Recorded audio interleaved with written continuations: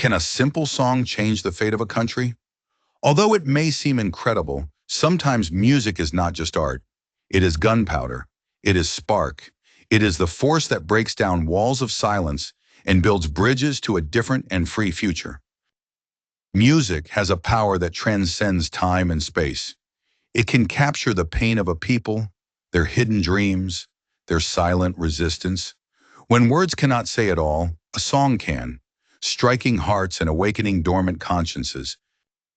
This is the story of a melody that became a revolution, a simple popular lyric, seemingly innocent, but one that managed to slip through the walls of repression and ignite a flame that even weapons could not extinguish. A song that not only accompanied an oppressed people, but propelled them to challenge fear, to raise their voices, to take to the streets. A melody that, without firing a bullet, changed the course of Portuguese history forever. It all began in Portugal in the 1970s, a small country in size but immense in history and wounds. A country that had lived for almost half a century under an authoritarian regime that had silenced dreams, punished hopes, and sown fear. Since 1933, Antonio de Oliveira Salazar had established the Estado Novo, a dictatorship based on censorship, political repression, ideological control, and an endless war that, in the 1970s, continued to bleed the African colonies and Portuguese youth. After Salazar's fall, Marcelo Caetano took command, but little changed. The promises of openness remained empty words, while the military continued fighting in Africa, and citizens endured an increasingly suffocating life filled with misery and censorship. Repression was not only political, it was everyday. One could not speak freely in the streets, nor trust neighbors. Informants were common. Fear was the silent companion of every Portuguese, a constant shadow that watched even their thoughts. In this stifling environment, dissenting voices emerged, not with rifles or pamphlets, but with guitars and verses. Artists, poets, and singer-songwriters began to challenge the regime with songs loaded with metaphors, wit, and hope, escaping the most brutal censorship. Among them, a simple man with a soft voice but an indomitable spirit began to stand out. José Afonso, known as Zeca Afonso. He was not a traditional revolutionary. He did not wield weapons. His struggle was more subtle, but no less dangerous for the regime. In 1971, Zeca Afonso composed a song that seemed harmless, Grândola, Vila Morena, a tribute to a small village described as a place of brotherhood, where the people rule and there's a friend on every corner. Simple, almost innocent words. But in an oppressed country, where power emanated from the top and the citizen was just another subject, that small lyric was dynamite. It was a portrait of an inverted world, a dream of equality that challenged the very structure of the Estado Novo. The regime understood the danger immediately. Grândola, Vila Morena, was banned. It could not be played on the radio or performed at public events. They tried to bury it before it could sprout. But like any seed planted in fertile soil, its strength was already unstoppable. The ban only made it more valuable. The echo of its verses began to circulate from mouth to mouth, from clandestine meeting to clandestine meeting. Every time someone sang it softly, it was like igniting a small flame in the darkness. The secret meetings where Grândola was heard were acts of faith. Every guitar, every trembling voice was a declaration of resistance. Fear was still present, but for a few minutes, while the song played, hope was stronger than terror. The melody traveled through Lisbon, Porto, Coimbra, not through the regime's loudspeakers, but in whispers, in clandestine recordings, in improvised recitals where music was more powerful than any political speech banned by the Estado Novo. In a divided, frightened, and watched society, Grândola offered a different image, a place where everyone was friends, where the people decided their fate. Every Portuguese who heard it saw in it a reflection of what they longed for but could not say. The dictatorship could imprison musicians, ban concerts, confiscate records, and shut down meetings, but it could not imprison a melody. It could not extinguish an emotion that had already blossomed in millions of hearts tired of living in the shadow of authoritarianism. The military forces, especially the young officers, also began to listen to the song.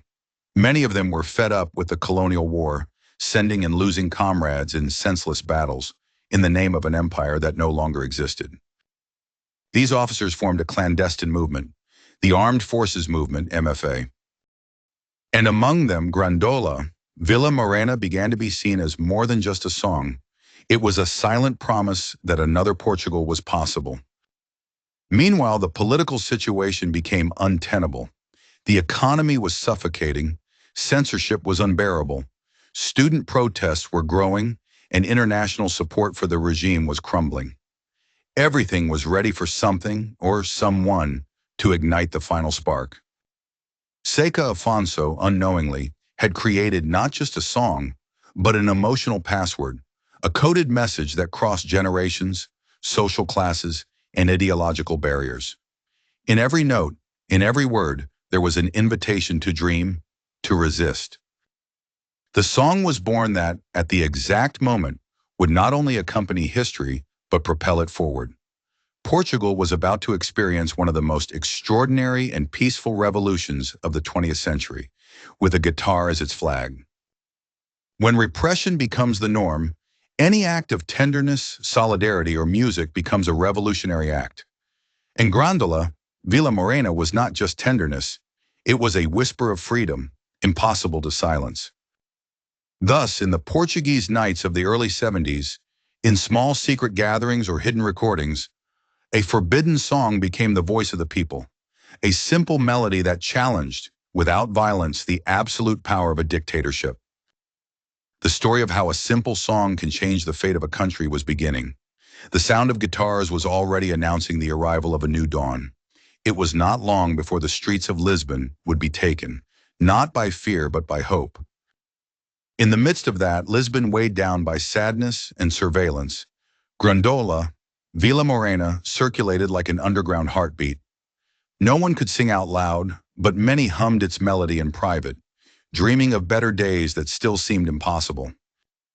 The song was not just a clandestine symbol, it was an emotional refuge. Listening to it, even in homemade recordings or secret gatherings, reminded every Portuguese that they were not alone, that their yearning for freedom was shared. It was a time when any expression of humanity became subversive. Reading certain books, listening to certain songs, gathering with friends could be enough to awaken the regime's wrath and end up in prison, under endless interrogations and public humiliations. Grândola, Vila Morena, spoke of a community where everyone was equal, where the oppressive hierarchy that characterized the Estado Novo did not exist. It was in essence a musical utopia that violently contrasted with the harsh Portuguese reality.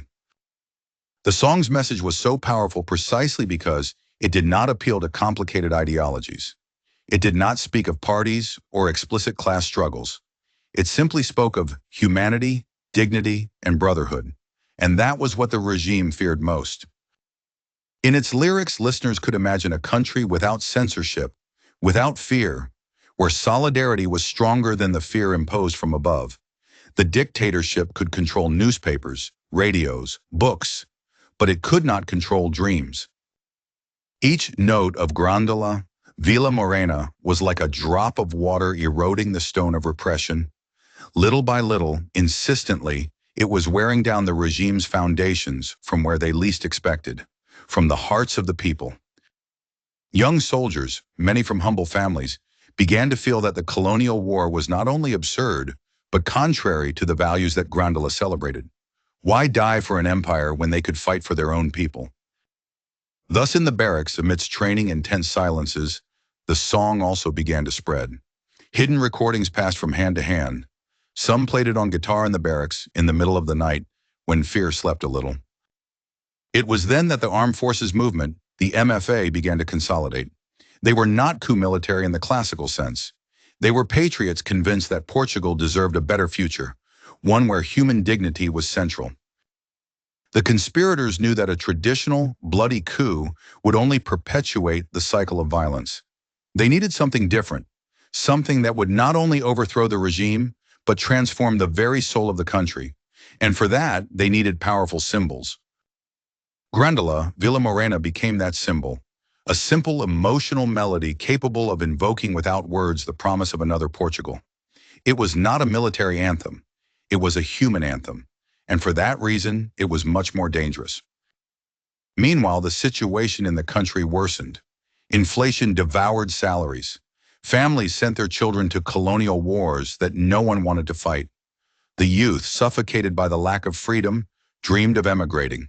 Disenchantment was absolute. Censorship tried to cover the cracks, but it was no longer enough. Beneath the surface, anger and hope intertwined like underground roots, preparing the ground for an explosion that would, against all odds, be extraordinarily peaceful. The MFA understood it had to act quickly. It decided to use music as a secret key to coordinate the insurrection.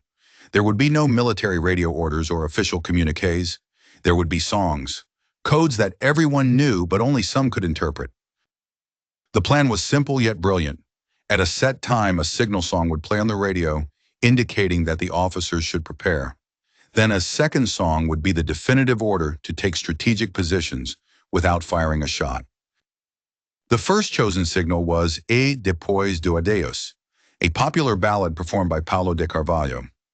No one would suspect that a love song was the first step towards the fall of a dictatorship that had lasted over 40 years. The second signal, the definitive one, would be Grândola, Vila Morena. When that melody played on the radio, it would be time to act. The future of an entire country would depend on forbidden chords and the silent bravery of thousands of citizens. It was a huge risk. If the regime discovered the plan early, the conspirators would be executed. But the MFA trusted that the power of music, that invisible force that had already united hearts, could also synchronize a revolution. On April 24, 1974, everything was ready. Troops loyal to the MFA were discreetly deployed. The conspirators barely slept that night, knowing that by dawn, Portugal could awaken in a new world, or sink into repression. At 10:55 p.m., a Depois do Adeus played on Radio Renascença. It was the first signal. The military, listening in secret, knew the plan was still on. Positions began to be taken discreetly, without alerting the regime. At 12:20 a.m., Grândola, Vila Morena, broke the silence of the night. Its forbidden melody filled the airwaves, entering homes, barracks, and hearts. It was the moment. There was no turning back. Portugal was betting everything on a song. In that instant, thousands of soldiers began to move. They shouted no slogans, carried no banners. They simply walked determinedly to the rhythm of a shared dream. And the streets of Lisbon, for the first time in a long while, began to fill with hope. There were no major confrontations. The regime's military, surprised and demoralized, offered little resistance. The population, seeing the troops in the street, did not hide. They came out to support them. Women, men, the elderly, all giving flowers, hugs, and tears of emotion. It was the birth of something unusual, a bloodless revolution where love, music, and hope were stronger than bullets. A revolution that would show the world that true change does not always need violence to be real.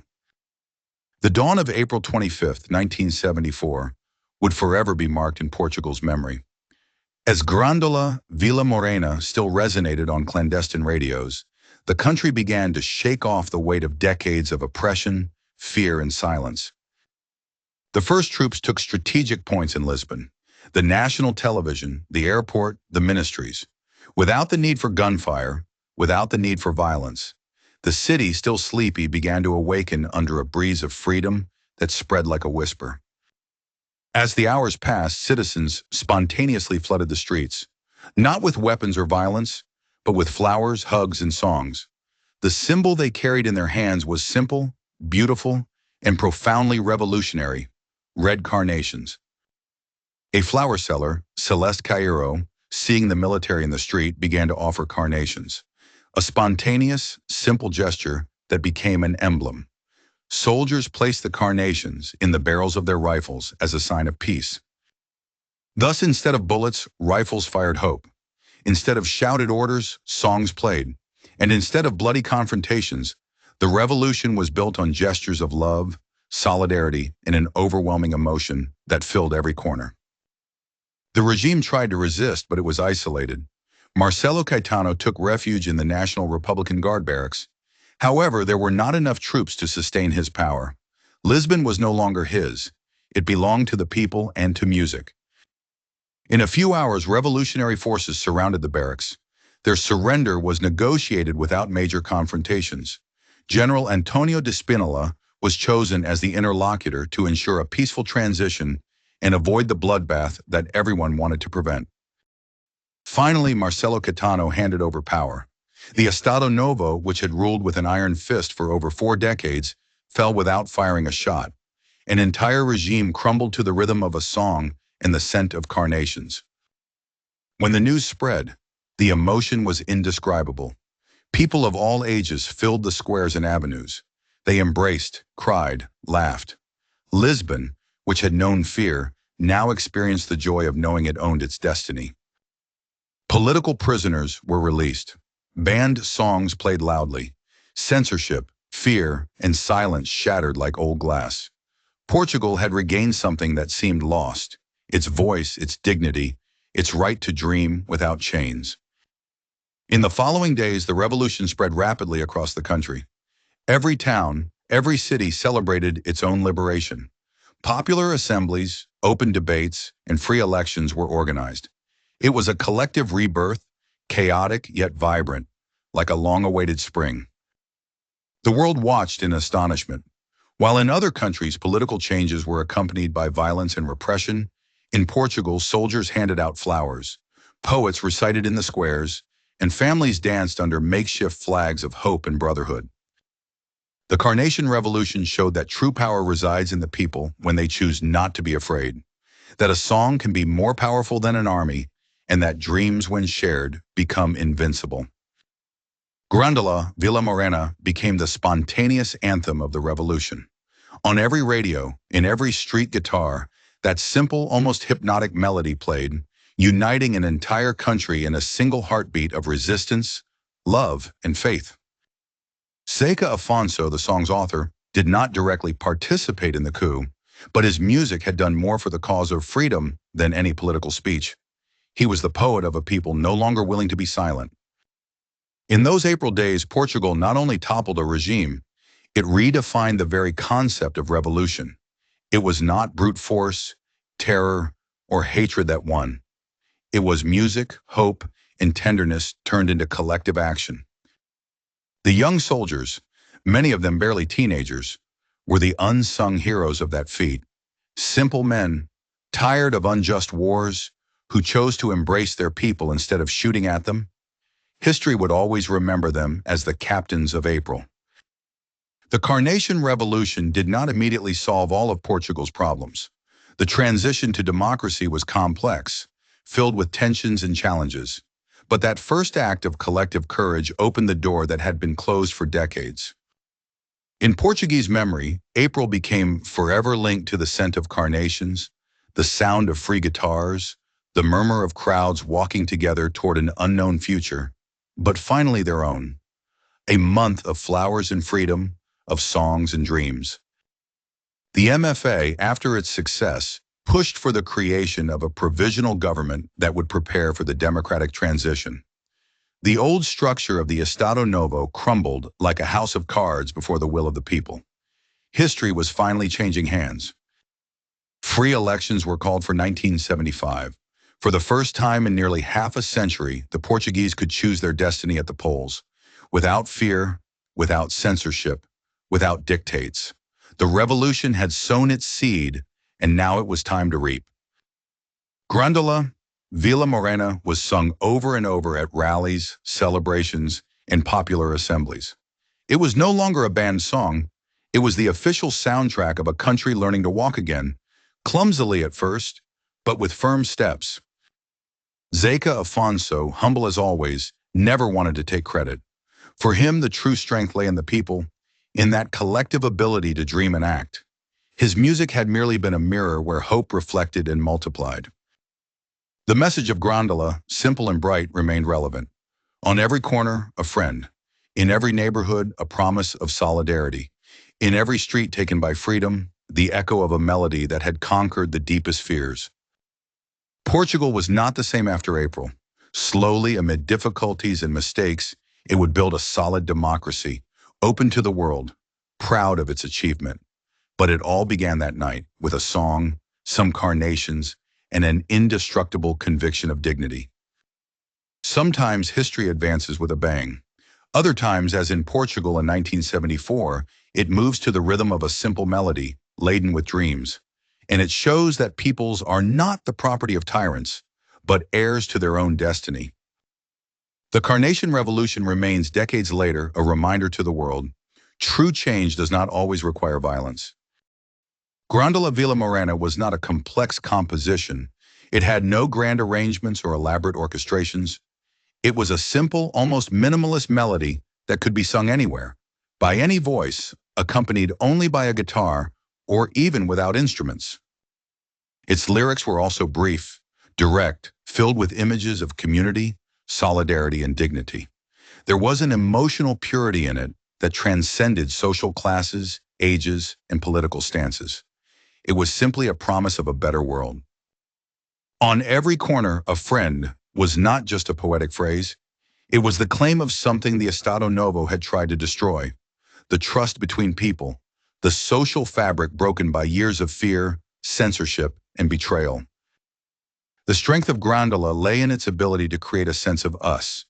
It spoke not of individual heroes or great deeds, but of towns, neighborhoods, friends, and neighbors, of that silent and powerful force that only arises from community. In a country where everything had been fragmented for better governance, where a neighbor could be a snitch and silence was a survival strategy, imagining a place where everyone was friends was a deeply subversive and brave act. Moreover, there was something almost hypnotic in the rhythm of the song, a slow, steady march, like the firm step of a people moving forward without haste but without stopping.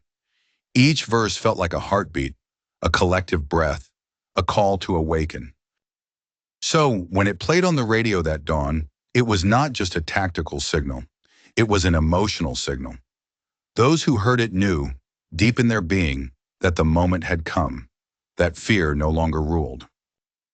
Grândola did not call for revenge. It did not invoke hatred. It did not call for violence.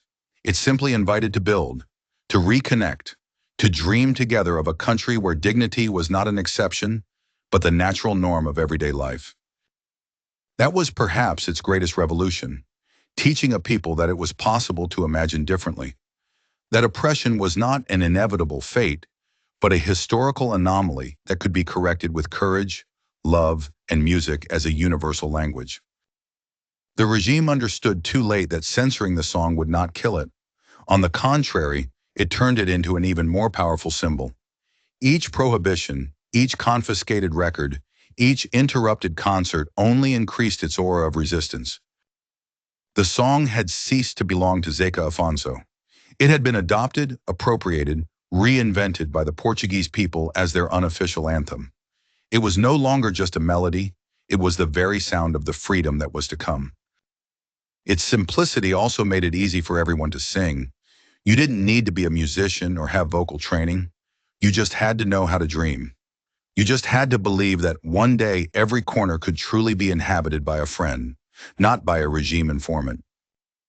In that context, music revealed itself as a silent and tremendously effective weapon. A song could break through walls, shatter censorship, slip into armored hearts, and ignite fires that even the most brutal repression could not extinguish.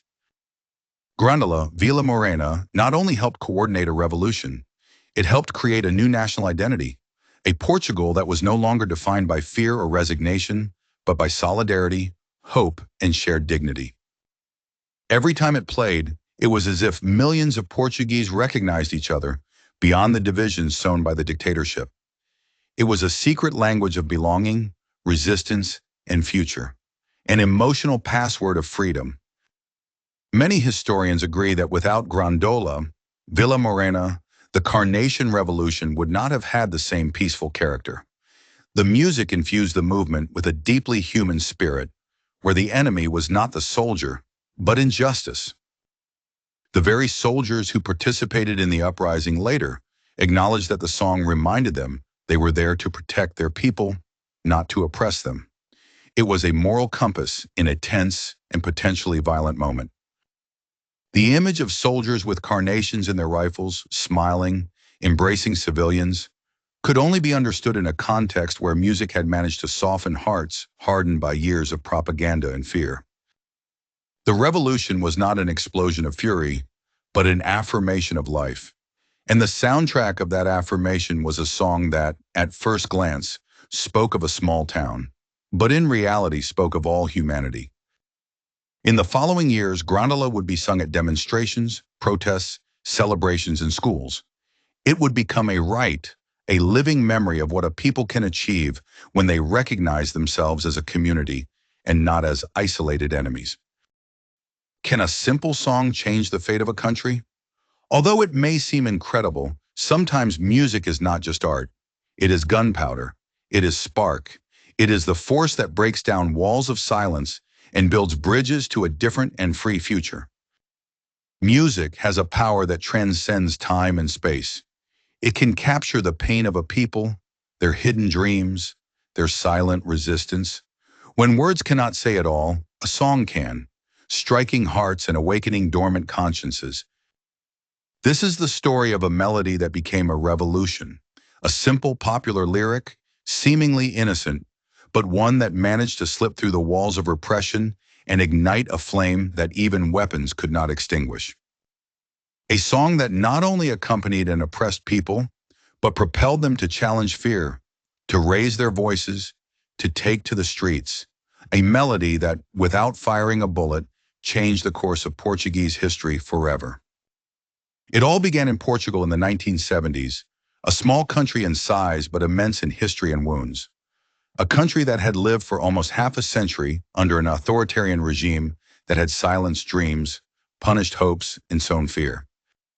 Since 1933, Antonio de Oliveira Salazar had established the Estado Novo, a dictatorship based on censorship, political repression, ideological control, and an endless war that, in the 1970s, continued to bleed the African colonies and Portuguese youth.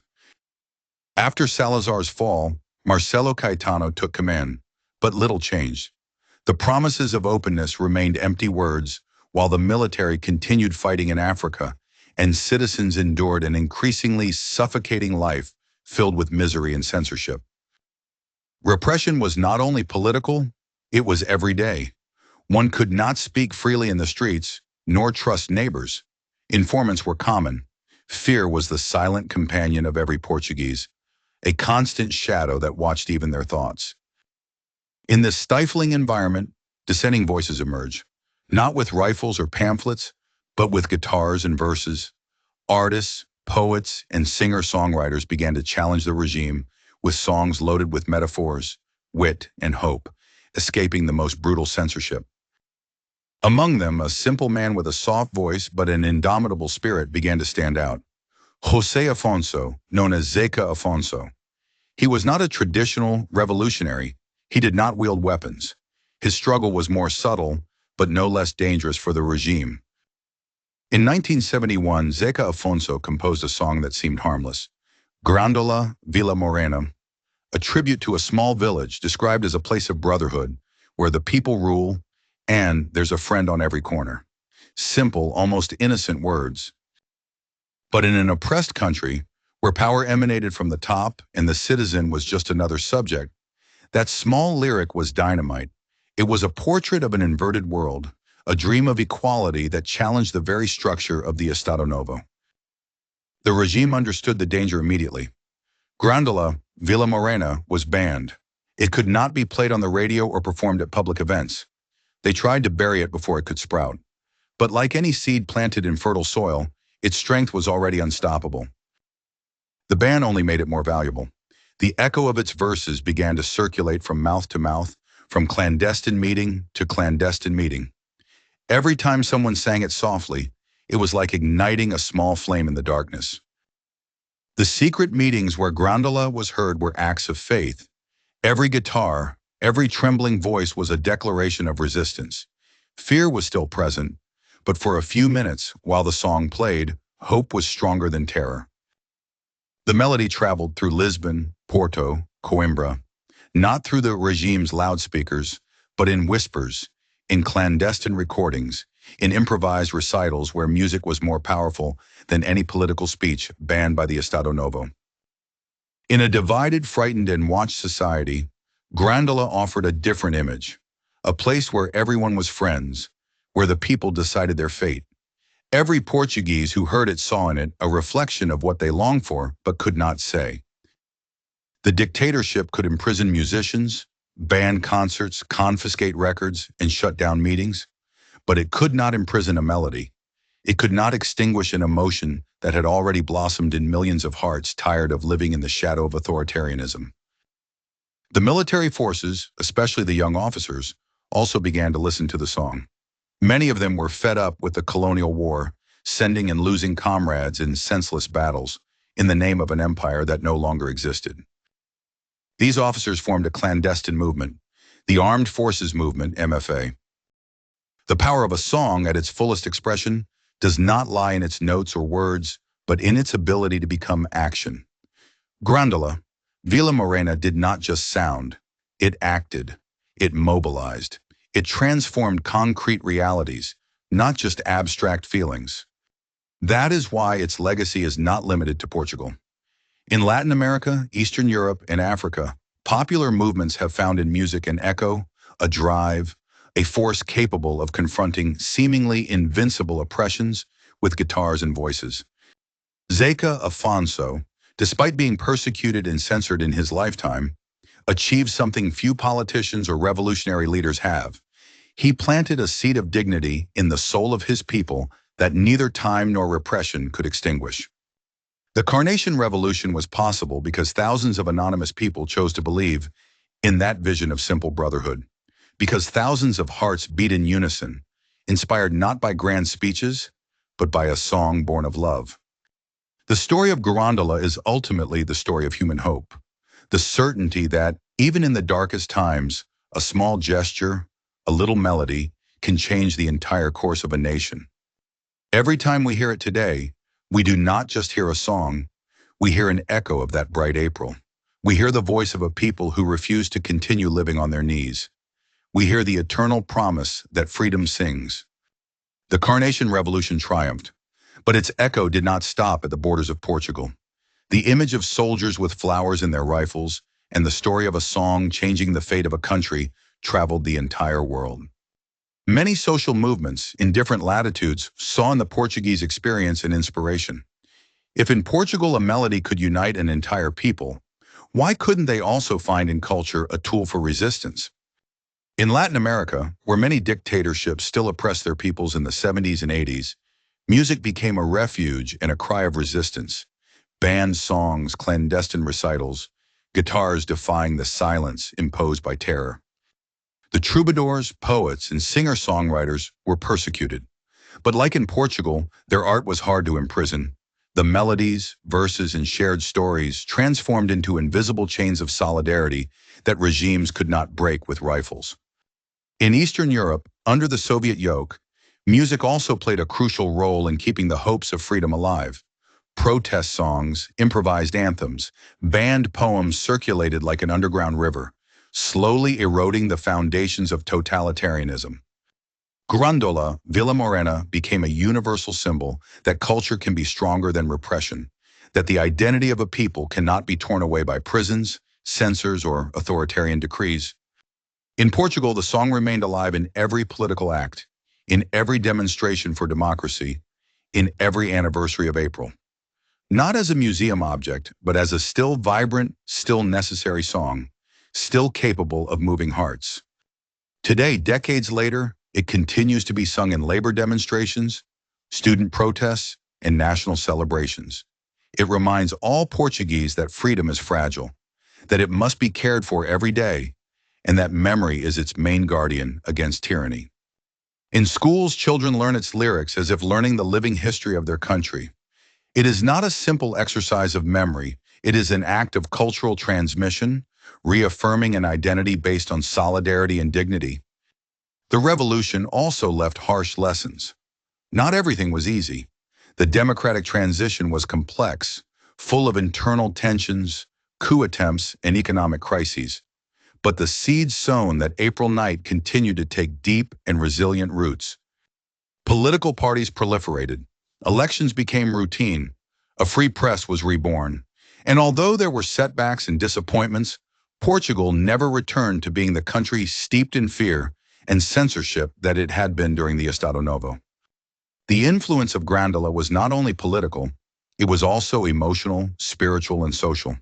It taught that resistance can be beautiful, that gestures of tenderness, like a carnation offered to a soldier, can be more revolutionary than 1,000 angry speeches. In a world accustomed to glorifying violence as a motor for change, Portugal taught that beauty, music, and love for community can build lasting and truly human revolutions. A lesson that is more relevant today than ever. Zeca Afonso passed away in 1987, but he left an immortal legacy. He never sought to be a hero. He was like his song, a simple man who believed in his people's ability to find their own path to dignity and freedom. Today, his figure is a symbol of cultural resistance, of the transformative power of art.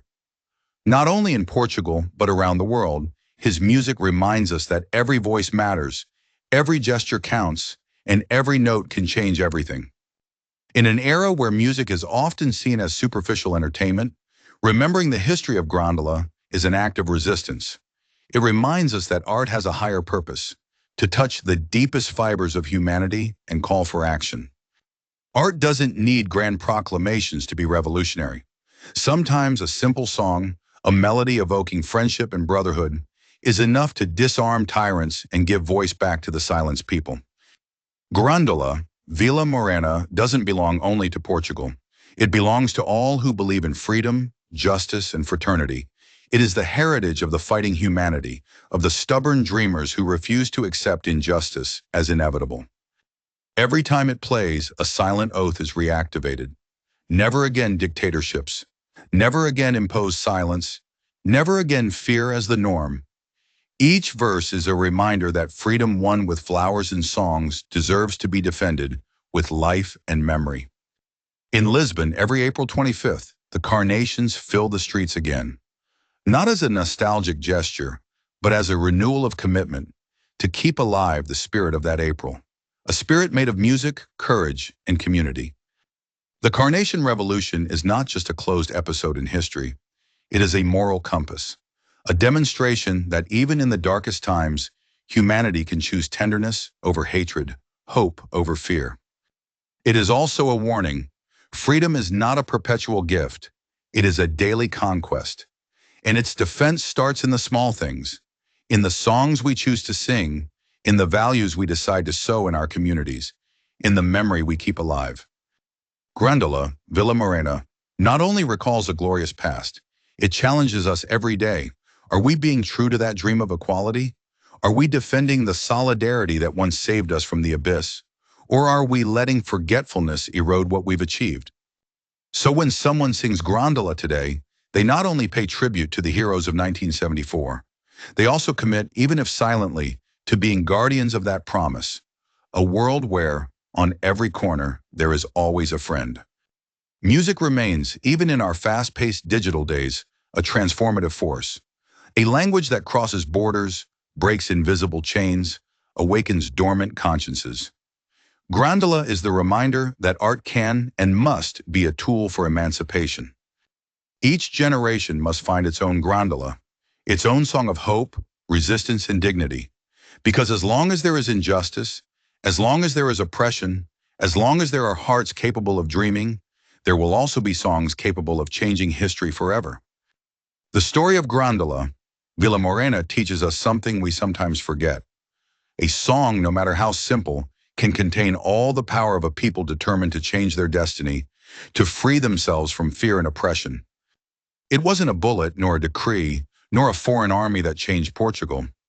It was the echo of a simple melody, sung from heart to heart, from square to square, from hope to hope, until it became tangible revolution. Grândola, Vila Morena did not call for revenge, nor promised personal glory. It only invited us to remember that when a people unite, when they trust in their collective strength, they can tear down any wall, any tyranny, any fear imposed by the powerful. In times when cynicism seems to prevail, where many believe that art can no longer change anything, Remembering the Carnation Revolution is an act of faith in the best of humanity, its infinite capacity to imagine a different world. A melody, simple words, a guitar. That was enough to plant the seed of a peaceful revolution. That was enough to remind us that the most powerful weapons are not always visible, nor do they sound like explosions. Sometimes they sound like songs. Today, Grândola is still alive. Not only in Portugal, but in every corner of the world where someone dares to dream of freedom, where someone refuses to accept injustice, where someone chooses to sing instead of silence. Music remains refuge, strength, call.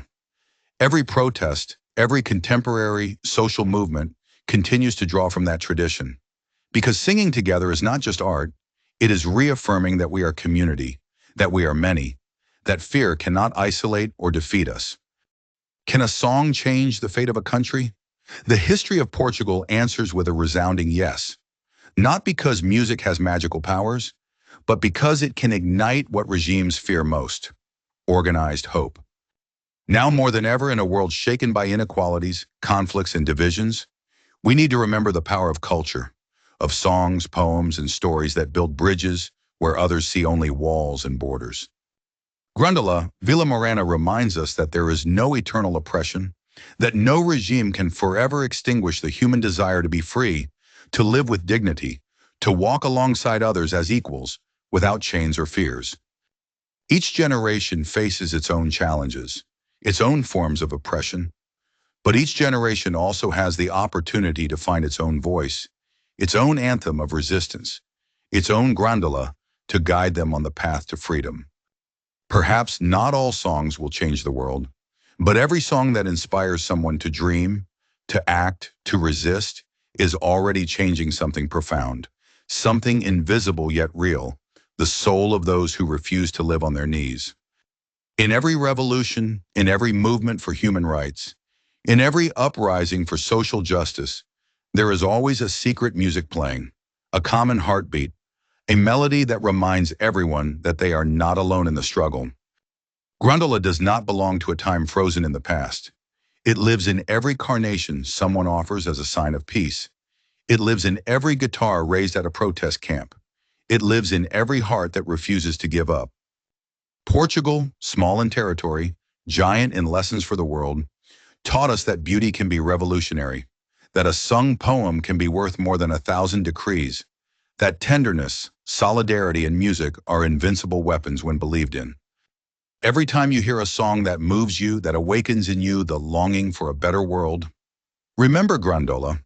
Remember that April. Remember that sometimes it is enough to sing together to change everything, to start a revolution without bullets. There is no dictatorship that can resist memory forever. There is no censorship that can confiscate the dream sown by a melody. There is no oppressor who can silence a song when it lives in the hearts of millions. And just as in 1974 Lisbon was filled with carnations, guitars, and hope, every day somewhere in the world, someone sings their own Grândola, their own promise that dignity does not surrender, does not sell, does not forget. What song would you carry in your revolution? What melody would accompany you if you decided to change the world? Perhaps it is not a famous song. Perhaps it is just a verse that has yet to be written.